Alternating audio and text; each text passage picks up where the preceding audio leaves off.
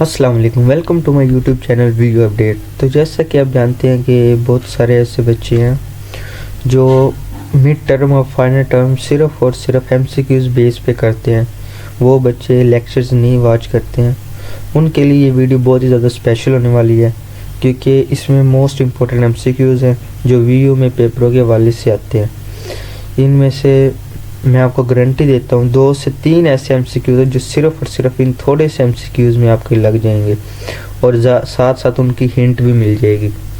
अगर आप मेरे चैनल पर न्यू है तो इसको सब्सक्राइब लाजमी कीजिएगा और बेल आइकन के बटन को क्लिक करिए ताकि हर आने वाली अपडेट आपको मिलती रहे। चलते हैं हम अपने पहले एमसीक्यूज़ की तरफ। कंसीडर द इंटरवल -1 और 5 on coordinate line. What does the interval denotes? पहली बात तो जो कोऑर्डिनेट लाइन है वो हमारे पास सेट आर, जो पूरा सेट होगा वो हमारे पास रियल नंबर होगा और किसके दरमियान है? -1 और 5 के दरमियान है। तो पहला एमसीक्यूज़ पहला हमारे पास करेक्ट है। Every real number corresponding to dash on the coordinate line. तो ये हमारे पास आ जाता है अ यूनिक पॉइंट, जो एक यूनिक पॉइंट होता है। या मैं यहाँ पे डायग्राम तो नहीं बना के दिखा सकता, जो एक ऐसे करके हम लाइन लगाते हैं, लाइन लगा के दरमियान में डॉट लगाते हैं। इस तरह प्लस के सारे नंबर 1 2 3, इस तरह -1 2 3, -1 -2 -3, इसको हम कहते हैं अ यूनिक लाइन। नेक्स्ट हमारे पास आ जाता है which of the following is the interval notation of a real line. वो हमारे पास आ जाता है -∞ से +∞। नेक्स्ट हमारे पास आ जाता है plane is a dash surface, 2 dimensional surface. Plane हमारे पास क्या होता है? 2 डायमेंशनल सरफेस होता है। All the axis are positive in dash octant. तो ये हमारे पास आ जाते हैं फर्स्ट। मिसाल के तौर पे आपके पास XYZ है, तो आपने उसको लिखना है, एक एक्सिस उसका बनाना है। तो उसमें आप कभी इसको माइनस करेंगे, कभी प्लस करेंगे, कभी x माइनस करेंगे, कभी y प्लस करेंगे, z माइनस करेंगे।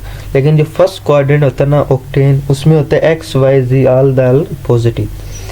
नेक्स्ट हमारे पास आ जाता है if the positive direction of XY axis are.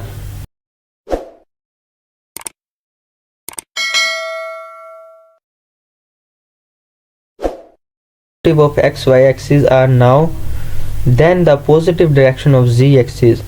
जब XY axis और पॉजिटिव Z axis सेम हो तो इसका हम कौन सा रूल कहते हैं? ये हमारे पास होता है राइट हैंड रूल्स। ये हमें राइट हैंड रूल्स बताता है हमें। नेक्स्ट हमारे पास आता है अ राइट सर्कल। एक राइट सर्कल सिलेंडर है जिसका रेडियस r है और उसकी हाइट h है और उसका वॉल्यूम हमारे पास है 2πr/h। तो वॉल्यूम v फंक्शन है हमारे पास हाउ मैनी वेरिएबल्स, तो वो कितने वेरिएबल्स होंगे? तो जाहिर सी बात है वो हमारे पास 2 वेरिएबल्स होंगे। नेक्स्ट हमारे पास आ जाता है at each point domain of a function. जो भी डोमेन का फंक्शन होता है हर एक, वो हमारे पास इज डिफाइंड कहलाता है। नेक्स्ट आ जाता है what is the general equation of parabola whose axis of symmetric is parallel to x axis. तो ये हमारे पास कहलाते हैं x = a y का square plus b y plus c। ये हमारे पास होता है axis of centre parabola axis. Next हमारे पास हो जाता है late x1 y1 z1 x2 y2 z2 both points are 3 dimensional space। x1 plus x2 over 2 y1 plus y2 over 2 z1 plus z2 over 2। तो ये हमारे पास फार्मूला होता है mid point. Mid point का फार्मूले में हमारे साथ ऐसा ही होता है, mid point of a line joining these 2 points. जो दोनों पॉइंट्स को मिलाती है उनको, उनके दरमियान मिड पॉइंट, उसको हम कहते हैं। नेक्स्ट हमारे पास आ जाता है late i j k until unit vector in a direction of x axis y axis z axis। तो जो हमारे पास a2i plus 5j minus 5k, इसका अगर हम वेक्टर लेंगे तो इसको आप हल करके लाजमी देखिएगा। इसका हमारे पास जवाब आता है √30। नेक्स्ट हमारे पास होता है is a function of x y continuous in the origin. और ये हमारे पास जो ये वाला एमसीक्यूज है, इसका ये वाला करेक्ट एमसीक्यूज है, वो इसलिए एफ और एक्स वाई हमारे पास कंटिन्यूस रीजन है। इफ नॉट अगर नहीं है तो वाई क्यों नहीं है। इफ एक्स वाई हमारे पास ये है, एक्स हमारे पास भी ज़ीरो और वाई भी हमारे पास ज़ीरो है। अगर हमारे पास अंडर रूट में ज़ीरो होते तब हम उसको कहते कि वो अनडिफाइंड है, लेकिन ये हमारे पास डिफाइंड कंटिन्यूस ओरिजिन है। F of x y is a continuous origin.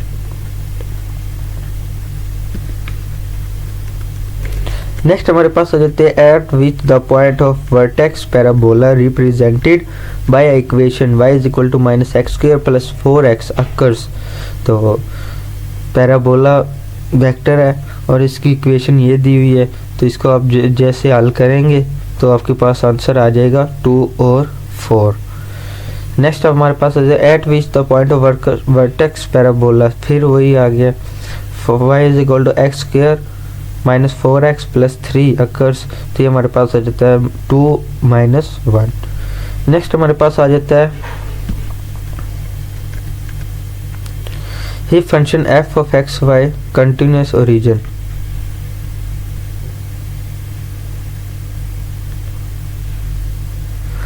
If the function F y continuous origin if y not, ये भी सेम वही क्वेश्चन है जो हम पहले कर चुके हैं। एक्स वाई और एक्स का स्क्वायर प्लस वाई का स्क्वायर, अगर हम इसमें x की वैल्यू को भी ज़ीरो रखें और y की वैल्यू को भी ज़ीरो रखें तो नीचे जब 0 0 आ जाएंगे तो ये हमारे पास f of x why does not exist नहीं करेगा, क्योंकि हमारे पास वैल्यू ज़ीरो में आ जाएगी। क्योंकि बोथ ज़ीरो, एक्स वाई भी ज़ीरो पुट करेंगे, ऊपर भी ज़ीरो आ जाएगा, नीचे भी ज़ीरो आ जाएगा, तो वो value does not exist. Next हमारे पास आ जाते हैं by extreme value theorem. F of x y sorry is continuous on the closed end boundaries set R, then fxy has both dash on R। ये जो फंक्शन है extreme value, ये हमारे पास ऑलवेज एब्सोल्यूट मैक्सिमा और absolute minimum value हमारे पास इसकी होती है। नेक्स्ट हमारे पास आ जाता है ये let the function f x y, और ये वैल्यू है डी एफ एक्स एस। और इफ अगर d ग्रेटर देन d बड़ा है 0 से, तो और f of x x no और वो भी बड़ा है 0 से, तो हमारे पास ये क्या आ जाएगी, तो ये हमारे पास आ जाएगी रिलेटिव मैक्सिमा।